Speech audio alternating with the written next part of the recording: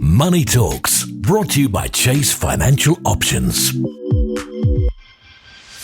Well, listen, let's come back to something we mentioned before, because as you said, one of the most popular investment areas at the moment is these so-called green funds. Again, just remind us what that actually means. How do you actually qualify to be in this area? It's been changing over the last couple of years. As ESG, or environmental social governance funding, has actually become more and more popular, in a way, they've actually started running out of things to invest in. So what they've originally, as I say, they were called ethical funds, and they were very high standards. There was things like they would only invest in companies that don't work in tobacco, or no gun manufacturing, or investing in or not investing in certain third world countries in terms of what we consider to be the slave trade and those side of things.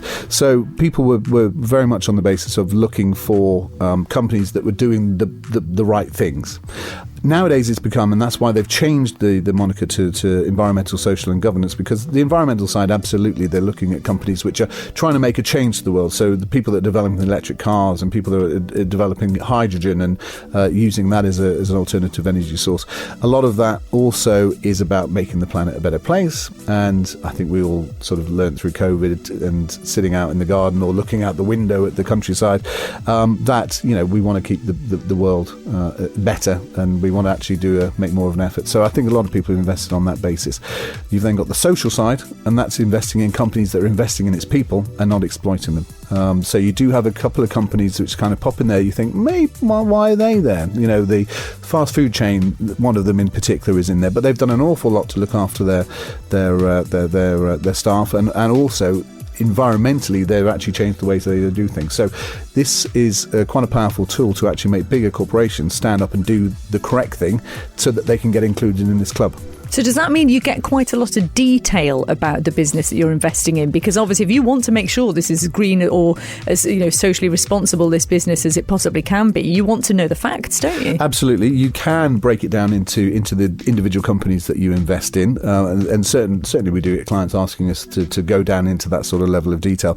But there are rating agencies as well. So therefore the ESG rating agencies will basically tell you, they give them scores, 1 to 10 or 1 to 5, depending on which agency it is that you're actually looking at, and they will show you what they do invest in. Certain people are particularly interested in not investing in companies that will fell trees or do any sort of damage to the rainforest, and they may be more environmentally swayed, in which case there's some funds which are particularly anti that or actually investing in companies which are trying to come up with alternatives. Gosh, there's a lot to think of, isn't there? It's a big world, and as I say, they are finding more and more companies to invest in all the time, because once you've invested in a company, you've kind of run out of that one, so you need to find something else to invest in. But I think overall it's a good thing, and I think it's going to start bringing things forward, new technologies, health provision, all of these sort of things, things such as gyms, some of the funds invest in, just to try and get a healthier community to make things sort of move forward. So I think it's not a bad thing at all, and the fact that we've seen such a increase in people investing in it means that this is clearly what people want to do,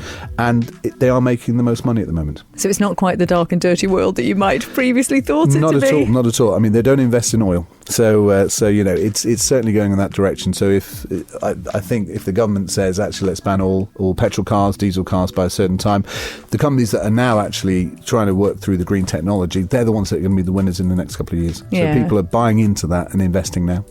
And I'm guessing as well, I mean, we're talking about investments here, and what you really want to be able to do is speak to somebody like Paul, who's very knowledgeable about this, and say, what are your top tips, Paul? But I'm guessing they change like minute by minute. Constantly, the stock market. And it depends on the individual as well. I mean, a lot of people, as I've said, we see clients that come along and they say they have X amount and we want to invest it. And sometimes we say we don't really need to invest it. We need to try and outpace inflation to make sure that the money holds its value. But actually, you don't need to take that level of risk. Whereas we get some people, for example, my daughter is off to university in 15 years' time, hopefully.